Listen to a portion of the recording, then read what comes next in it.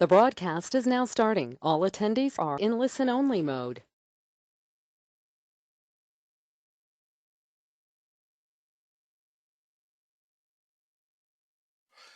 Good evening, everyone. Good evening. Welcome to this evening's webinar. My name is Adam from Trade with Precision, and welcome to this evening's presentation where we're going to be discussing trading with moving averages and RSI. So the first thing I would like to do is a quick sound check. If you can hear me, please let me know. Just type anything into the questions box, and I'll know that you can hear me at least. That sound is all good. And also, I can see that more and more people are entering the webinar. Thank you. Thank you very much. Cool. Excellent. You can hear me. Great. I will know soon enough if someone can't, but at least I know you can. So there we go. Fantastic. All right, so while I keep an eye out for more and more people entering the webinar, joining the webinar, we can actually kick off a little bit slowly, but we can do it. Again, my name is Adam from Trade with Precision, and the first thing I need to do is to give you a moment to view these two disclaimers. While you're reading those, I'm going to tell you a little bit about myself. I am a trend-based swing trader, and I'm based in London, and I trade funds privately for a living. So I'm a trend-based trader, really covering some of the markets that I'll take you through. I'll show you some of the markets I'm looking at, what's on my watch list, looking at current market conditions. And when I say I'm a swing trader, that really means that I am trading the daily time frame, for the most part looking for entries on the daily time frame. Although I am capable of trading lower time frames, I find that in terms of lifestyle, I quite enjoy trading the charts on the daily time frames or 4 hourly. What else can I tell you? So that's trend-based trading, and yes, and effectively I'll take you through some of that. So tonight we're going to be having a look at the market conditions and also how to go about building up an approach to trading. What I'd very much like to do is a very quick survey. Just bear with me. Can I get a sense of two things really? First of all, how many of you have not used MT4 or MT5 at all? So in other words, how many of you are not familiar with the platform?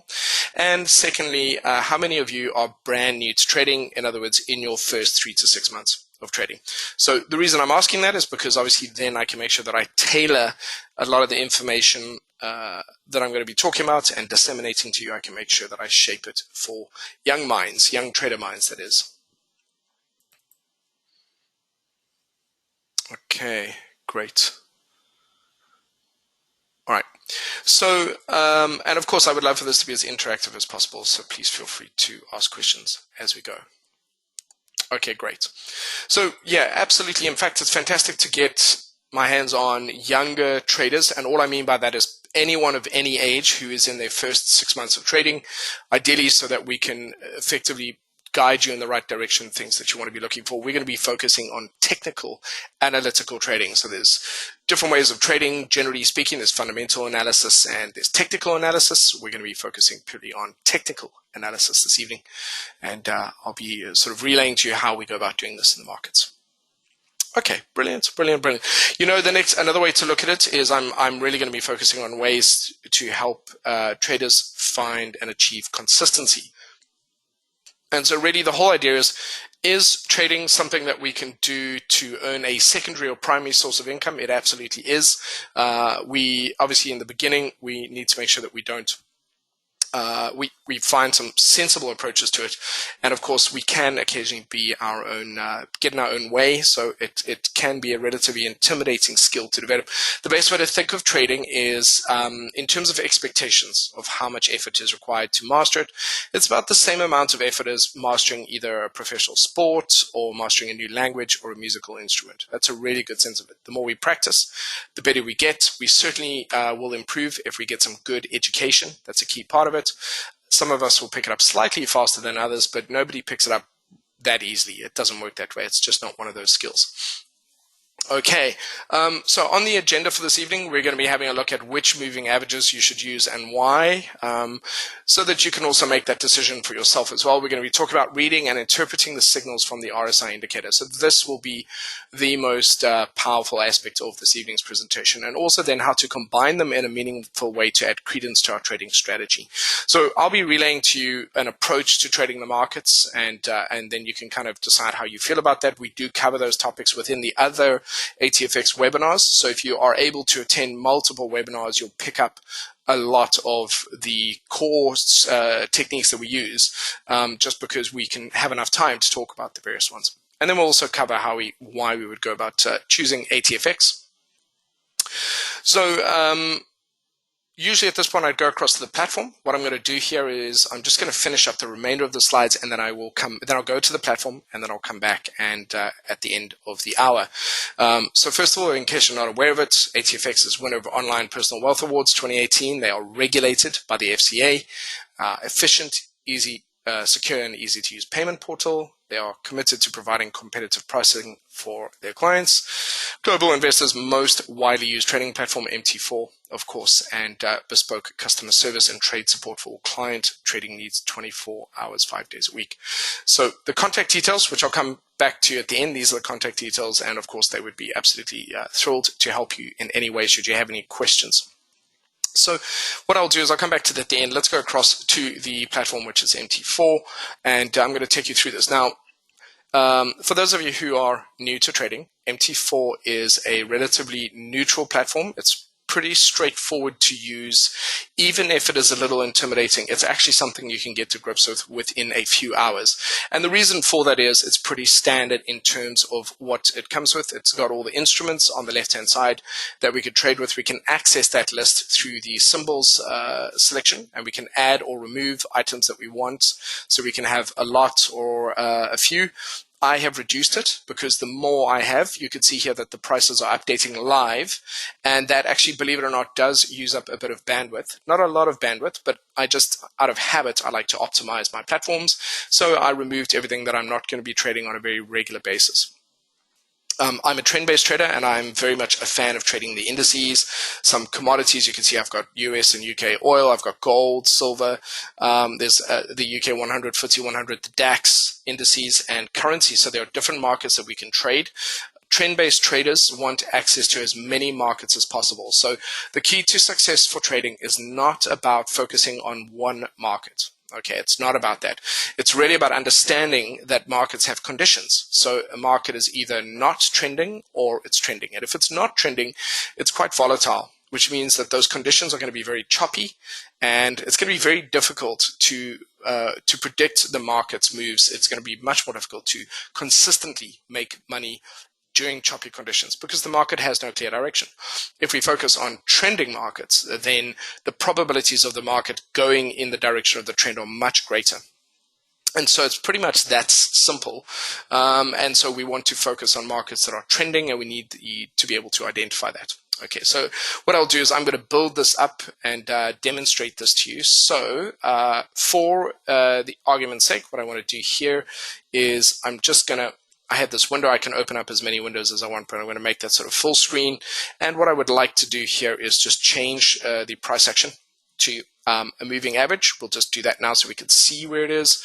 That's the price action. Those are candlesticks, and we've got these moving averages, the red, blue, and black moving averages, which are currently the 50, 20, and 10 moving averages.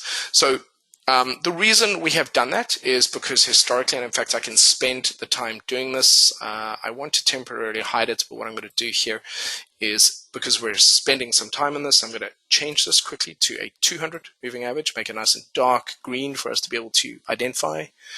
I want to make sure we can see this. Actually, I would say that that is probably the best color. So we've got that, and what I'm going to do is also just go through to the properties for the line graph and just switch that off so we don't see that. So I'm just going to get you having a look at the moving averages. And historically, what would happen is, let's go and remove this. So historically, we would have the 50 and 200 moving averages. These are really just traditional. They're simple moving averages. They don't have to be exponential. Basically, this is essentially for the, again, I mean, no offense to anyone who already understands this. This is a recap, but also this presentation should be of value to beginner as well as intermediate and potentially even experienced traders. It's really about just locking down the basics. Trading is very much about doing the simple things very well. Okay. It's not about complexity, it's about simplicity.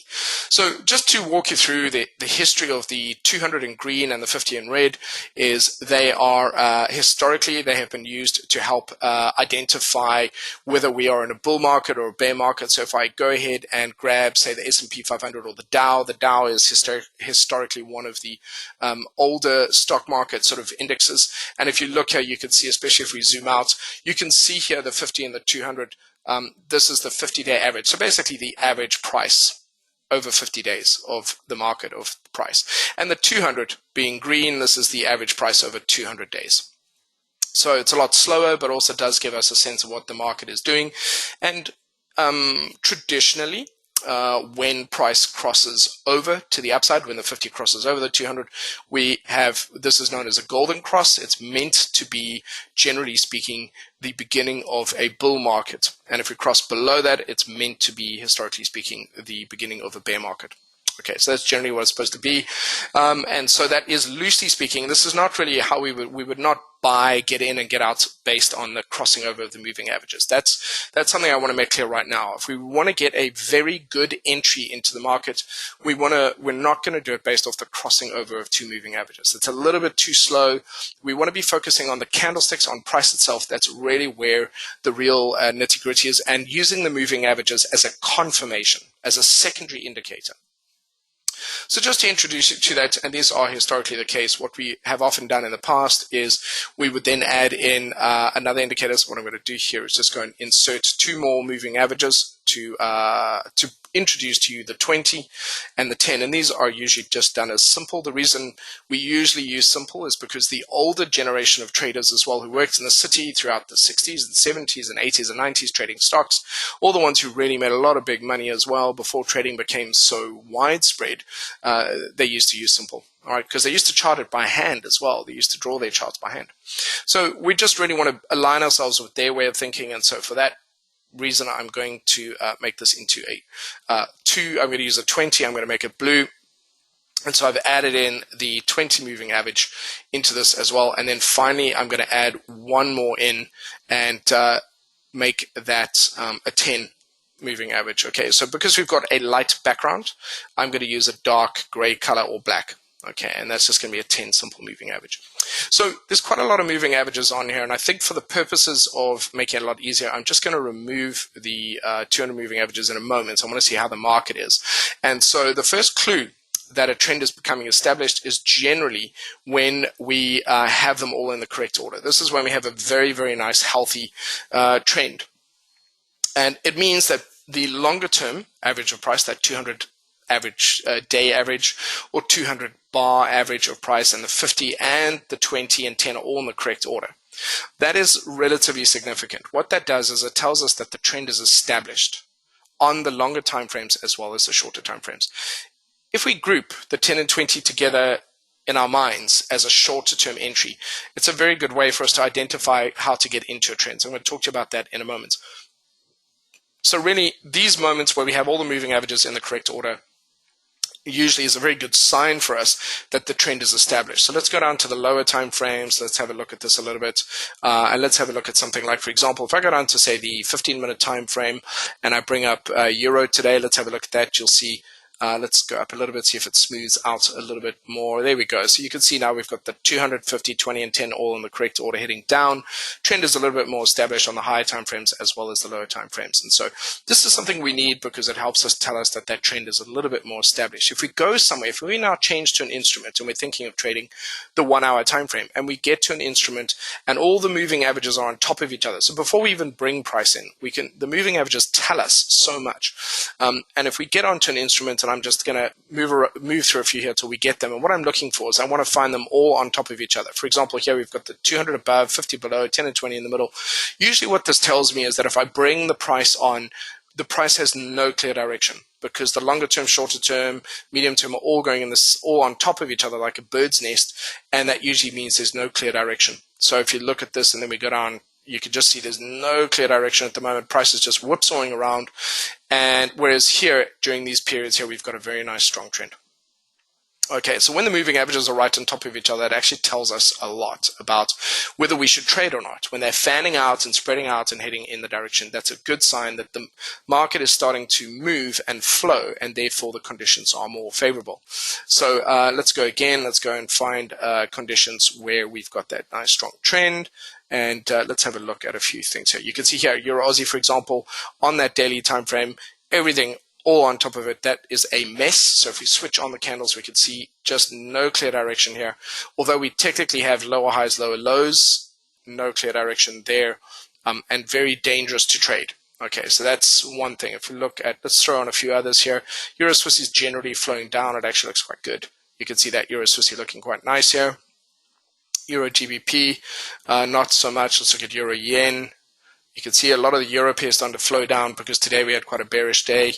Euro Kiwi is quite choppy. Look at that. There it's flowing down a bit more on that daily time frame. Let's look at it on the weekly. On the weekly, we've got that in that order as well. So just showing you the differences between the different time frames and how choppy. As soon as they're on top of each other, it's not a good idea to do that, especially when price is entangled in them as well. The second thing that they help us do. So the first thing is they help tell us that the medium term, longer term, and shorter term average of price is flowing really nicely. The second thing that they do is they actually help us identify entry opportunities into a trend. Okay, so if you think about it, what I want you to take away this evening is understanding that, first of all, we want to pick a market where the direction of the market is very clear. So we need to look at a market right now and see that it's clearly heading in a certain direction. If it's going sideways, the odds of making money successfully on that diminish rapidly. Okay, we're not trying to predict a breakout or when it's going to move. The smart way of trading is to find something that is already moving and then piggyback on it. And the way we do that, the beauty of doing that is we're not competing against any of the whales. There's none of this them against us. We're just following in the shadows or in the footprints of giants, so to speak. Okay, so the second thing the moving averages will do will help us actually identify entry opportunities into a trend. Okay, so, and we're going to get on to how the RSI and indicators, momentum indicators help us. The first thing is really getting to grips with how the moving averages help us here. Okay, so what I'm looking for is to find something with a nice established trend. I'm just going to run through a few of these until I see something I like the look of. You can see there's not much of a trend here. Trading conditions not ideal. This one's starting to trend upwards. That's not bad. I'm looking for something that's got a nice trend as it is now, and I'll know it when I see it. Nope. Not choppy enough. You'll see it with a very clear trend. This had a very nice trend that was looking pretty good. What's it like on the daily? There we go. Okay, so this chart looks pretty good. Everything's flowing in a nice, smooth, orderly fashion. And so basically, what we're looking for is entry opportunities into a trend. All right. If we think of the 10 and 20 moving averages together as a point of equilibrium, so basically the way that we do it in the city for traders is we looked at a perfect trend and then we said, okay, how do we reverse engineer this? What describes a perfect trend so that if we see it, we know that if we see it in its early stages, we know that we're at the beginning of a really good trend. And so the moving averages, the way they're in the correct order, the way they're fanning out, that's one or two of those particular characteristics. The next thing is that every single stable, steady trend will interact with the 10 and 20 moving averages. That's another reason why we use the 10 and 20 moving averages, because if it's a beautiful trend, they will interact with the 10 and 20 moving averages together. We're not going to get obsessed about whether it's the 10 or the 20 moving averages. The smarter way is to give ourselves a little bit of an understanding that it is going to interact with them as an area. So if I go and activate the price action candles now, let's switch to that. You can see that when we have a nice trending moment, you can see that the moving averages, almost like a train that leaves the station, comes back. If the 10 and 20 moving averages are a station, the train will come back into the moving averages and then head away and then come back in and then head away. And so these 10 and 20 moving averages as a zone help us identify areas where we can get into a nice healthy trend. It's very important, and that's our goal. If we even go back to some of the best trends we've had in the last, say, 5 to 10 years, let's go in and throw in the, I was actually looking for, I'm missing one in particular, but let's go through to the Tech 100. You can see some very nice trends recently on these markets. And let's just switch that off and just go back a little bit. You can see some really good trends, very, very nice, healthy trends, pull back into the moving averages. And that's going to provide us with entry opportunities into those trends. Okay, if I switch over to the weekly, it's actually the same thing. So if you look here, same thing again, really, really nice trends. And when you think about it, how amazing is it when we have a good trend on the weekly that looks like this and one on the daily? Because then we have the higher time frame is also trending beautifully. So we have that extra confirmation from the higher time frame.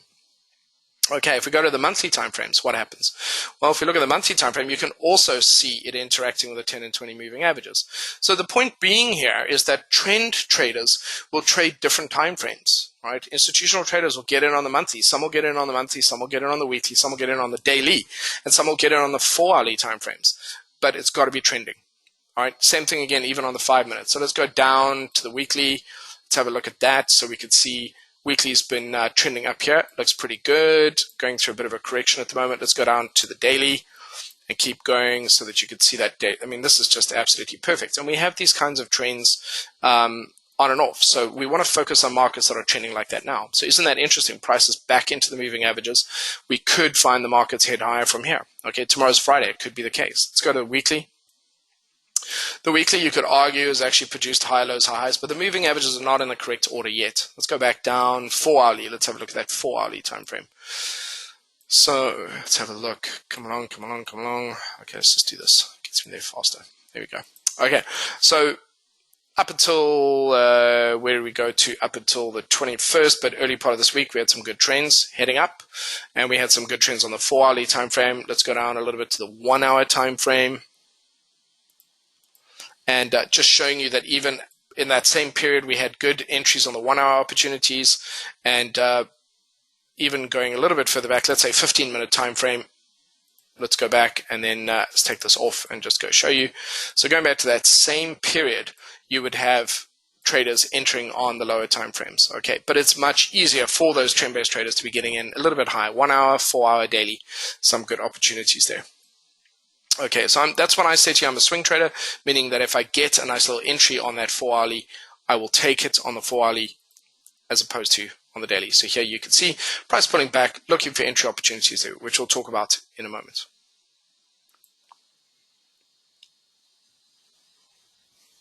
So, all right. So you can all hear me. Just check with, just update me again. You can still all hear me. I've got someone saying I have muted my microphone. Can you hear me? Okay. Okay. I am unmuted. Just checked. Okay. Okay, that's fine. It happens. It happens about 1 every 3 webinars where one person says I can't hear you. So it's fine. It's just yeah. There we go. Thank you. Okay, good. Just I'm clarifying because I actually have a mute button on my headset, and I've got multiple ones, so I could have bumped it, for example. It's possible.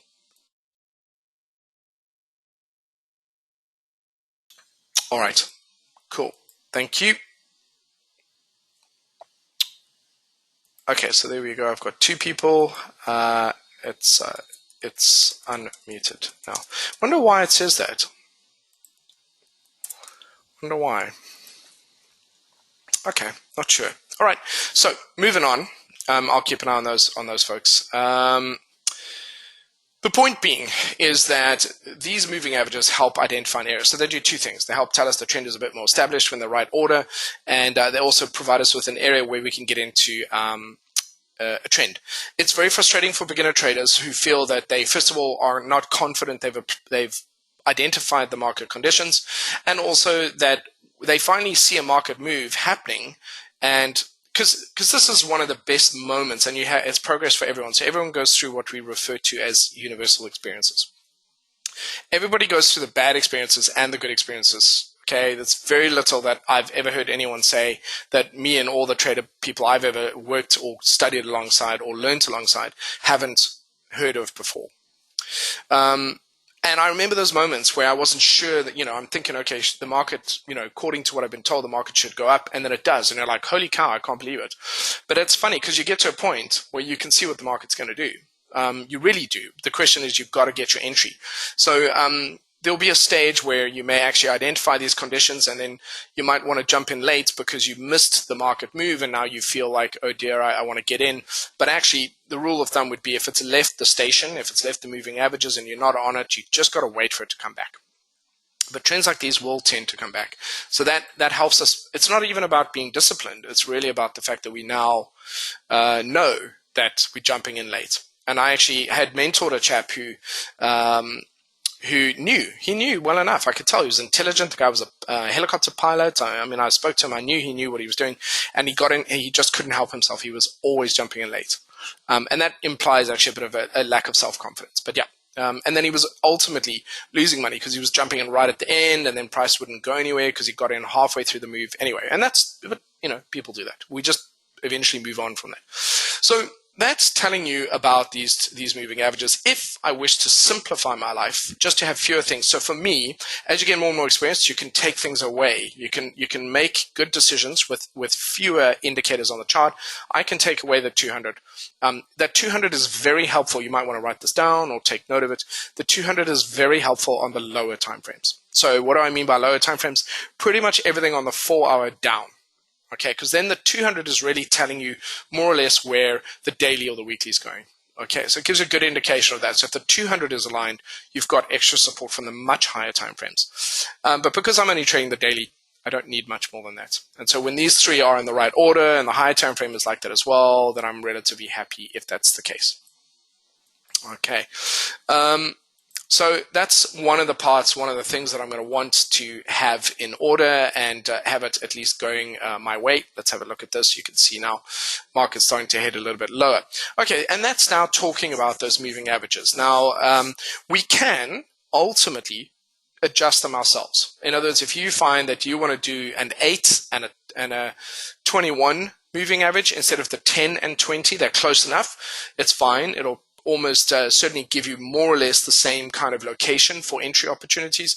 But for now, it's so easy to just do traditional standard 200, 50, 20, and 10 simple moving averages and identify when the trend is interacting really well with those. And it gives us really good entry opportunities into those nice trends when they're trending. We can also look at what the moving averages are currently doing now. So we really want to be paying attention to the last 20 or so candles. The last 20 or so candles on every single chart will give us a sense of what's going on with the markets. Just reading your comments as we go. So there we go. So thank you very much. Here's an example, of course, is that the 220 on the 5 minutes is equal to the 1 hour time frame 20 EMA. So you can, the moving average on lower time frames, the right values will match up with values on higher time frames as well. You can do that. An alternative here is, we're going to be focusing purely on technical analysis. And so we're looking just to find a framework, a way in which the moving averages will frame a nice trending chart and allow us to find entry opportunities into that. Okay, so if we go down to the 15-minute time frame, you can see here, oh, there we go. It's trending nicely. There's some potential entry opportunities here, and we can look to go into that. And we do cover actual strategies in other webinars as well. I'm giving a sense, what I want you to take away from this is the conditions in which we look to get involved in are very important. They matter more than anything else. We don't get into a market that doesn't have a clear direction. Okay, and we also must, very importantly, we have a stop loss in just in case when we get in the direct market changes direction. So I'm going somewhere with this because I'm going on to the part of the next biggest fear that beginner traders often have is, I'll find a trending market, and when I finally get in, it'll just change direction on me. Now, that's much more likely to happen on lower time frames than it is to happen on higher time frames because the markets on the lower time frames change directions throughout the day. But overall, if all I do, ladies and gentlemen, pay attention to this part, if all I do is focus on trending markets, they are much more likely to go in my favor than change direction. Once in a while, they'll change direction, but we're going to talk about how the RSI indicator can help us do that. So just wanted to show you this, and also I'm reading the questions as we go. So it depends on the market that we're trading, but for the most part, we can get in and out of the markets at most times. The markets move the most when they overlap. So for example, we've got the Asian sessions and then the UK session comes online. So about 8 o'clock in the morning till 9:30, you'll get a lot of overlap, so extra activity. When the US comes online, you've got the UK overlapping with that. So that's usually somewhere around anywhere from 1 to 4 p.m. You can get a lot of activity there. But if the market is trending healthily, it can continue trending well into the hours. But generally speaking, the market will slow down from about 11 p.m. in the UK until about 5 or 6 p.m. 5 or 6 a.m. the next morning. So generally speaking, for the most part, there are a lot more opportunities for us on outside of, where we can operate within those hours, but not exclusively. I mean, a lot of traders I know are based out of New Zealand and Australia, and they do very, very well in Singapore as well. And they trade those markets. So they'll just trade whatever's moving during those hours. Okay. So what I'm looking for me, and this isn't part of this evening's discussion, but when I'm talking about getting into the markets, I'm usually looking to get in on in a trend on nice little bearish candles in a downtrend. So when I say bearish candles, I'm looking at items, for example, such as this. This is not really meant to be included in tonight's discussion, but let's just get this going. And let me make it as big as possible, and just make it a neutral color or something like that. There we go. That's my way. Right. And so I'll be looking for entry opportunities such as that to get in. This one's quite a big one. So the problem with this is the reward to risk isn't great. And those are nice little bearish candles in that sense. This is an indecision candle, but even here is a bearish candle, for example. So that's what I'm looking for in a downtrend. If I then had to go and have a look at things in an uptrend, so let's go and see if I can find something which is trending upwards. Let's go and have a look at dollar yen, but if I was looking to get in here, it's not the best quality trend. I want to show you some stuff. Let's have a look. What do we got here? CAD yen, Swiss yen, dollar Sing probably. Nope, very, very choppy there. Okay, Kiwi yen, something that's, wow, man, that is choppy. Like these conditions are just not worth it for the moment. Nope, I'll know it when I see it. So it's worthwhile watching me go through the markets to see what I like and don't like. But generally, when you see something that's trending very nicely, you know what to avoid. And actually, you can see how I'm just sort of running through the markets. I mean, there's a nice flow down there, but it's not as nice. Let's go up a little bit to higher time frames. Let's go up to say 4 hours and have a look at a few of these markets here. So that's heading down. Interesting that so many of the markets are heading down today. Pound Aussie, pound Kiwi, Euro yen. Very interesting to see that happen. What about, let's have a look at some of these markets here. Germany, France, it wouldn't be oil. Okay, let's just use this trend here as an example. So then in this case, I would be looking for arrows going up. And so those are nice little bullish candles that come in at that point. And there's actually another one here that ultimately triggers and becomes a losing trade. So not everything, out of every trades every 10 trades we take, it's mature and reasonable to expect, let's say, 6 of them to be winning trades and 4 of them to be losing trades. Sometimes I'll go through 10 without having any losers, but I might have on average 7 winners and 3 losers. Okay, and as we get better at identifying these setups and better at managing our trades, we tend to have fewer losses or smaller losses as well. So it's quite powerful in that sense. But it happens, and you just have to understand that. It comes with time. So there's some entry opportunities here, nice and bullish in terms of those trends. Here's also a nice little setup there, nice little bullish candle in the moving averages. So okay, it's just going to give me a bit of a. This one here, for example, didn't trigger. That was a nice little setup there, bullish candle, didn't trigger. So not every trade triggers, and then another setup occurred, and then it did go on.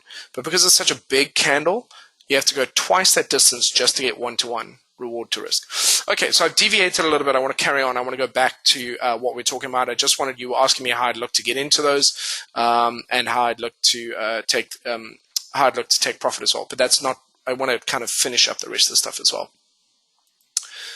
So the blue MA, what is its value? So just to repeat again, the red is 50, the blue is 20. So there we go. That's the 20 moving averages, and the gray is sort of dark gray is 10.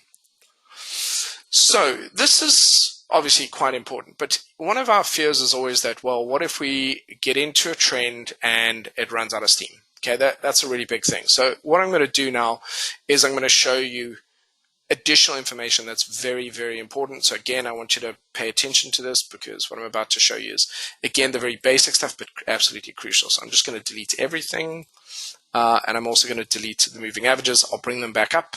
Yeah, I'll bring them back up. It's fine. Okay, so we can get rid of them for now, because now I need to show you the other stuff that's very, very crucial. Okay, so now we're just talking about price, and let's go and have a look at a very nice trending market. So we'll use the Tech 100, and we'll go through to the daily. Yeah, we could do the daily for now, but actually, no, we'll start off on the monthly. Is there another way to do this? We got something else, weekly, and let me just get another one here. Let's look at US 500.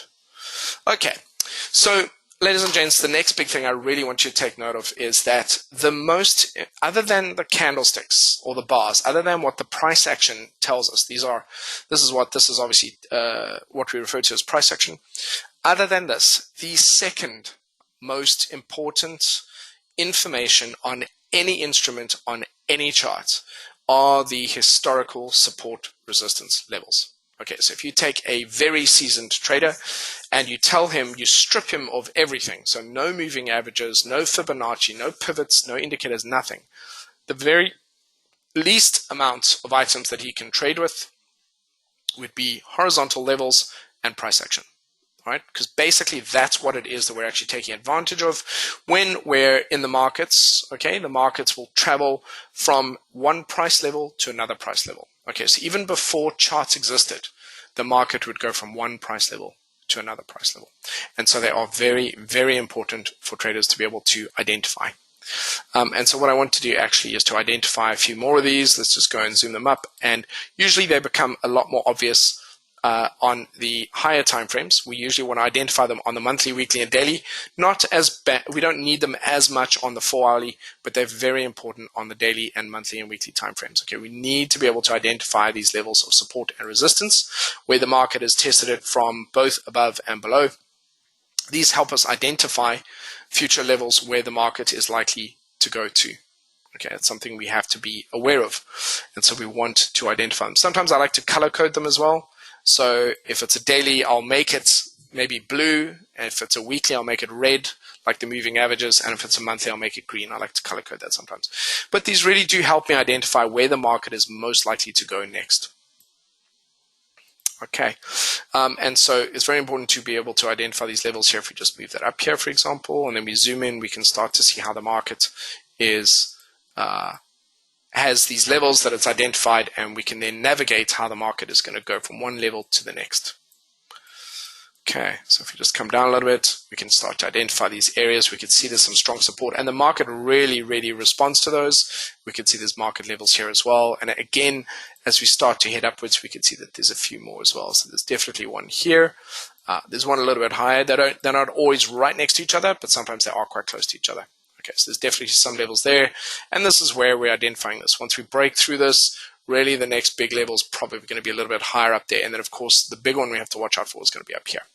So this helps me to navigate, especially if I go down to a 4-hour time frame, for example. This helps me to navigate where I need, once price breaks through this, especially if the trend is nice and healthy, it's very likely to continue up to the next level. So the reason I'm telling you why this is so important is because, first of all, this is where the most experienced traders are focusing predominantly on levels.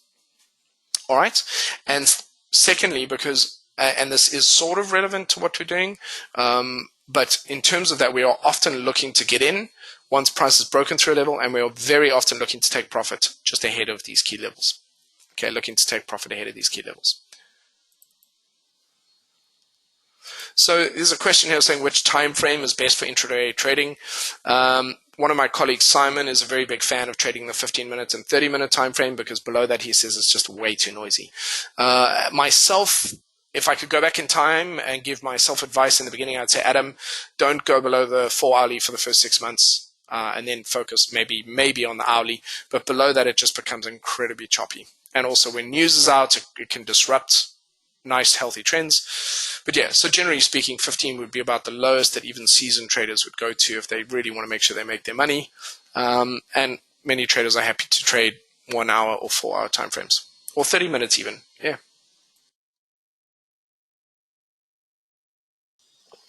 Okay, so to bring in another market that I want to have a look at, so let's bring in gold. And what I'm going to do here is actually bring it up on its own chart so I can show you this. And let's go ahead and just bring that up, and let's make it a daily so that you can see this, and then start to draw in these levels. Let's bring that up so you can see these levels now and how significant they are. Certainly for gold, there's a really big one at 1350. It's quite significant. We haven't actually reached it yet. We're not there just yet. We've got a few others. Let's go and just zoom out a little bit, and then I'll switch it over so you can see it. But historically, also you can see there's some levels here as well, some strong levels of support. That's kind of sort of where we're testing at the moment, and a little bit of a level just below that. If we kind of go here, we can see that there's definitely something that the market is struggling to get through. I'll just bring it down to that one. That'll give us a good indication of what we're battling with at the moment. Once we break through the one we're on now, we'll head down a little bit lower, potentially down to say that level. And even then it's not ideal. It looks like it would actually go a little bit lower. So for now, I'll just put it there. Okay, so now if I zoom in and then switch it over to the daily, it gives you a really good sense of what we're looking at the moment. Really just trying to get a sense of the market. Right, and so from a weekly perspective as well, we're in a nice little bit of an uptrend. Price came back, produced a nice little bullish candle. That's a nice little bullish candle there. If we just go through and just change the candle colors to make it more obvious.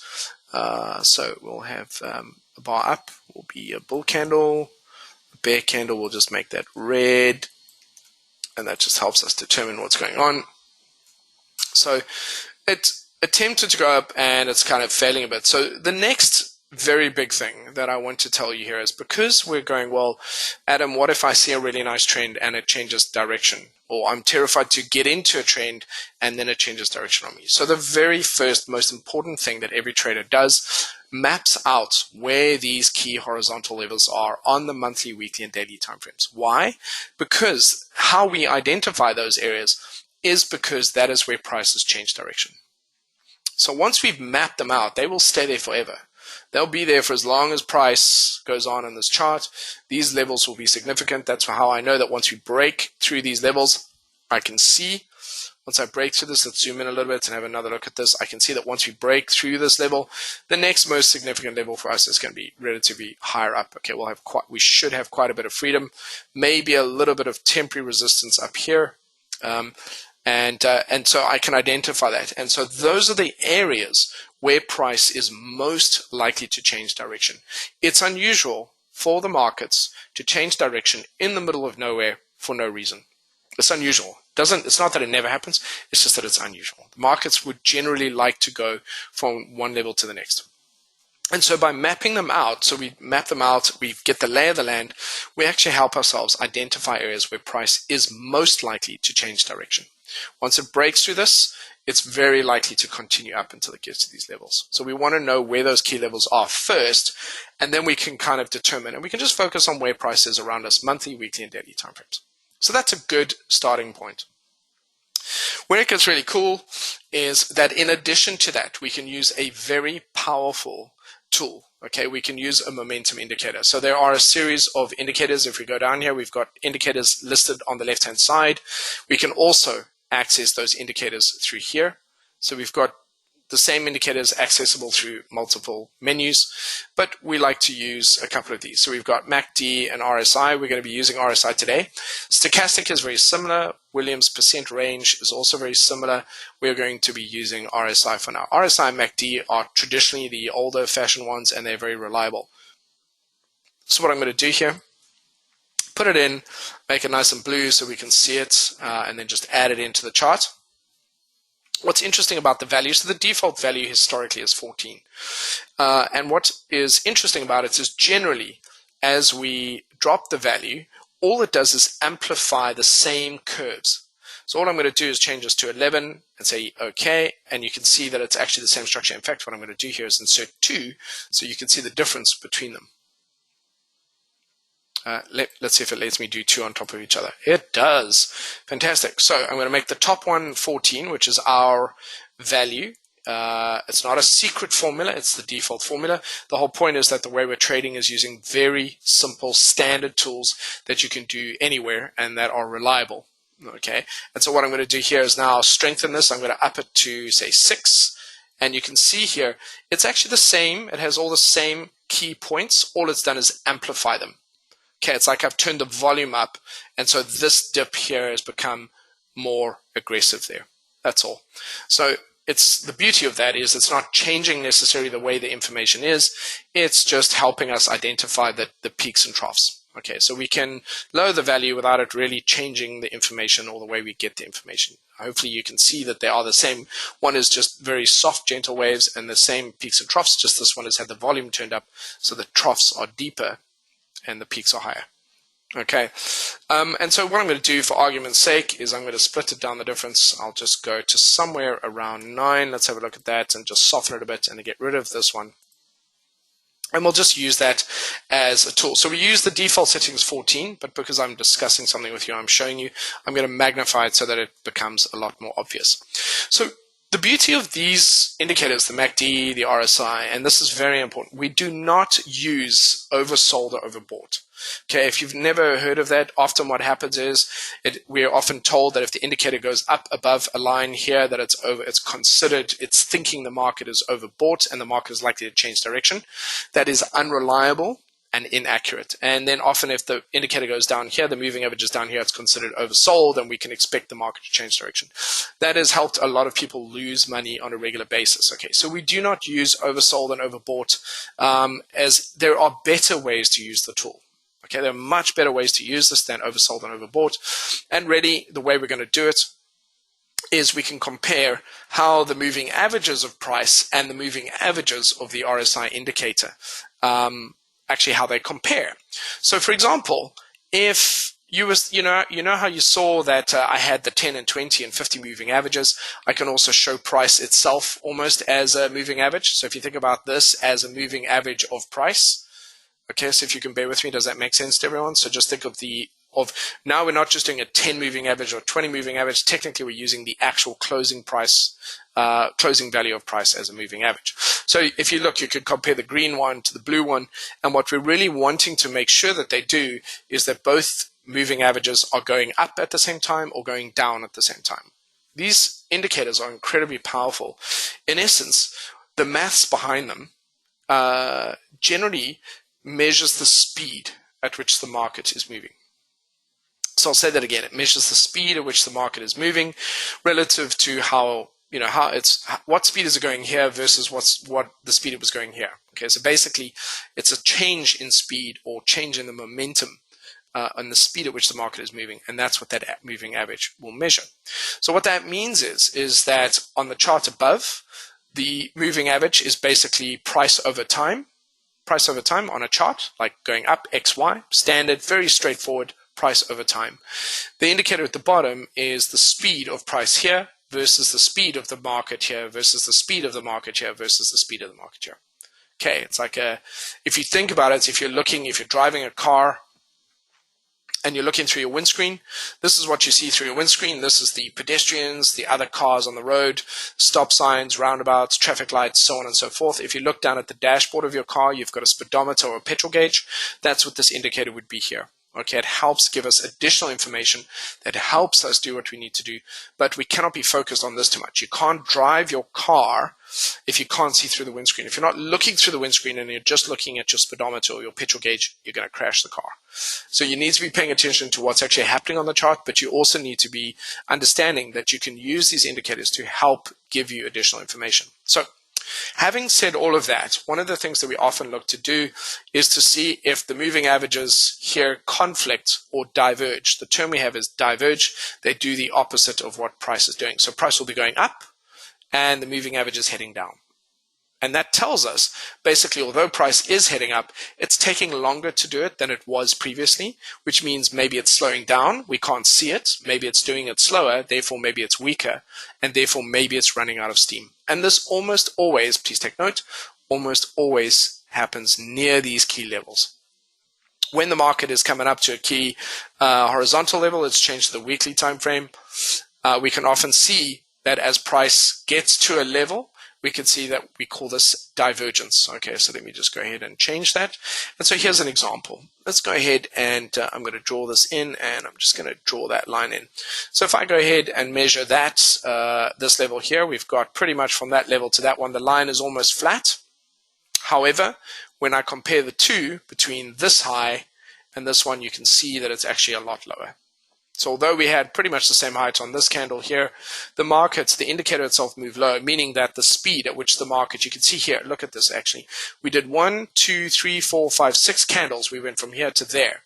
And then in the next 1, 2, 3, 4, 5, 6, 7, 8, 9, 10, 11 candles, we just went from here to here. So in other words, time-wise, we didn't go as far in way more candles than we did here. So this was a much more faster move. This was a lot slower. And so the moving average started to lag behind because it's measuring the speed. If the market actually starts moving slower, the moving average starts to lag behind. Does that make sense to everyone? And so we call, when we get this lag, especially when price is at a level it's trying to get through, and we get this divergence where the moving average is heading down and price is trying to head up, we call that divergence. It's often an indication that price is getting weaker and is unable to break through that level. And then if we get a strong rejection candle, we can often head away from that. And the same thing when we head to the lows. Okay, so I'm looking to see if I can find a nice example for us. I'm just going to go ahead and do this until I find what I'm looking for. Okay, there's a little bit of a one here. We get price here heading to a fresh low. All right, price is getting a fresh low there. And here we've got price actually heading up.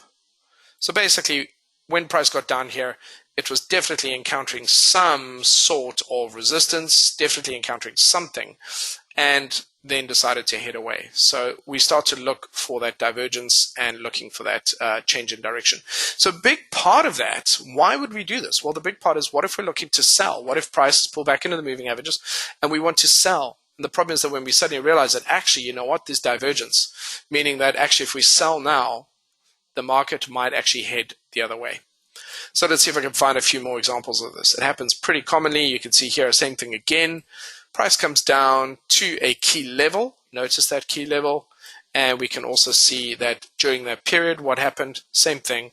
Price starts heading up. Okay, nice bullish candle, starts to head the other way. But this was a downtrend. And if we throw in the 10 and 20 moving averages and the 50 moving averages, which we'll do, what if we had been looking for a shorting opportunity there? So this is to help us stay out of trades when we're coming close to key levels where the price might turn around.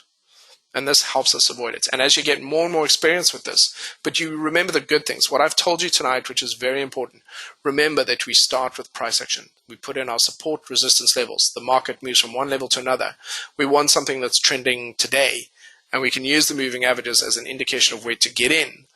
And also, we need to be thinking about taking profit as well. So let's just quickly throw this in.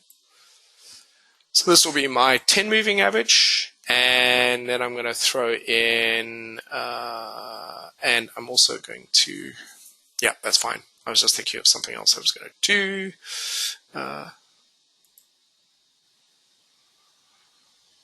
Do that one as a 20. Nice and blue. It's fine, we'll do it here. Okay, and so for example here, so this might, okay, and I'll actually throw in the 50 as well, just to complete that, to complete the story. So we'll do it this way. Okay, so there's our 50 moving average. So a sell opportunity for us might be seen at the time as this potential one here. That potential there, price is going down, nice downtrend, price comes down. We know there's a key level here, and maybe we go, oh, actually, no, the problem we have is this divergence. So we would potentially not take that. In this case, by the way, it doesn't trigger us in. It doesn't break the low of that market, so we don't lose. That wouldn't be a losing trade, but that was one thing to help us do that. Price could potentially change direction there. And actually, even here, a little bit more, we get another potential setup over here. Sorry, these are relatively obvious to me, but that's because this is all I do every day. Relatively obvious sell signal there, but actually quite interesting because even here, although we get that fresh low there, we already start to go higher. Okay, by the time we get here. So there's already divergence there. And that actually indicates, believe it or not, that this trade setup, this one here, that bearish candle, might potentially be a bad idea, and it actually is. triggers in and goes out. So if I had taken that trade, it would be a losing trade. So it's not going to help us get out of every single losing trade. We will always have those out of every 10 or 20 or 30 or 40 or 50 trades we take, but it really can help us identify when price is becoming exhausted and close to these key levels. So the question, it's a very good question, which one is preferred, simple moving averages or exponential moving averages? And really, in this case, you can do either. Out of my colleagues, you can try both. You can change it from simple to exponential and see which one you prefer. They are very, very similar. They're about 90% the same. It should not change, overall should not change the results too much. Okay, so let's throw in another market where we've seen that happen a lot, but you can just see how the market often starts to change. A little bit here, for example, a little bit of a nice uptrend. What happens? Market goes from that high to that high. The market then a little bit lower there, pulls back. There is a bullish entry signal over here to go long, and it triggers and then becomes a losing trade. Pulls back a lot further. Okay, so that's an example. And so it takes practice to be able to see it, but once you see it, you get the hang of it. Okay, and interesting, again, here's a great point. Look at how this market is heading up here, and look what's happening. Okay, this is a much better, more professional way of reading the market. It is becoming exhausted, and even though the trend looks really nice, we get a strong, that candle combined with this. So even if we were up until this point, then we had this big, strong rejection candle, and we had that happening, it indicates that going forwards, the market is going to have to catch its breath. So the most important thing that I want to show you now to finish up for this evening is going to be a real example of the markets right now. So let's have a look at the S&P 500, for example, or this market. All these other indicators on the chart having made a mess. Let's just go through, and let's have a look at this on the higher time frame, and just quickly get rid of these because I've obviously dirtied up the charts. But if you have a look at, this is the US markets, the S&P 500, and you can see, roughly speaking, fresh highs there. What's happening over here? Well, we're not really getting fresh highs. Okay, so what does that imply? Well, it implies that the market is going to pull back a little bit further, and it does. It actually comes right down below these lows over here. So we have actually managed to hit a little bit lower. The market is struggling a little bit at the moment. Okay, it will, remember, the market can go from trending to not trending back to trending. But usually when we have this kind of a thing happening, it's going from trending to struggling a little bit, and then usually it'll have to catch its breath, and then it'll pick up again. So it'll start trending again at some point in the future. But I just wanted to draw your attention to how many of these big the big indices are starting to show that divergence, okay, that bearish divergence.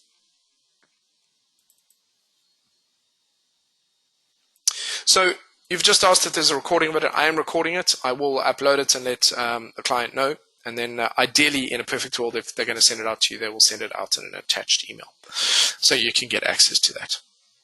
Okay, so what we're talking about here, ladies and gents, was using the RSI and price action and key levels. Very important that that change in direction often occurs at very key levels. That's how we identify those key levels. We're not looking to trade against the trend. We're looking to just not get in when the trend is potentially running out of steam. We need to know, and most people want to know when that potential thing is going to happen. If we get in and the market is still producing fresh highs, so let's just say this is in the last 30 seconds. Let's just say that I'm looking at a nice little entry into the market over here, for example. I like that one, and I can see that here the market is trending up. Believe it or not, actually at that point, that is also trending up. So it'll go from divergent, where it's not agreeing, back to agreeing to not agreeing. But at the point at which I want to get in here, my most recent highs, it's trending up. Therefore, it's actually fine. And so we learn how to do this. But using that little indicator at the bottom helps me tell me that the momentum of the market is stable and nice and happy. Fantastic. Thank you very much. I'm so glad. Thank you very much. Well, ladies and gents, we've come to the top of the hour. These are the contact details. I'm very glad that so many of you enjoyed it. So thank you very much for giving me that feedback as well. If you have any questions, obviously contact ATFX. And if you can, just attend as many of these webinars. We're going to be talking about different topics. A lot of it, we're going to be talking about the same idea, trading trends, how to understand price action, read the indicators, proper market analysis, do's and don'ts, things we do. But yeah, I mean, and again, you've got access to real traders. So as much time as you can spend learning about this, don't stress. Trading is about doing simple things really well. Keep it simple. It's about common sense as well. It's not voodoo. What we do is very practical, very common sense. And we trade markets that are making sense. We don't trade markets that are going sideways. So there we go. I actually, believe it or not, do not have, oh no, that's not true. It's called Trade All Markets. I have Trade All Markets, but the S at the end is a Z. Trade All Markets with a Z. I'm on LinkedIn. I'm not on Twitter as much, but you will find me there. Trade All Markets with a Z at the end instead of an S. You can find me there. Ladies and gents, thank you so much for your time. It's been an absolute pleasure. As I said, please contact the lovely folks at ATFX if you have any questions, and I look forward to seeing you in future ATFX webinars. So thank you very much, and again, enjoy excuse me, enjoy the rest of your evening and, of course, your weekend. So thank you very much. I'm going to end the webinar, and it's going to hoof us all out. Thank you so much.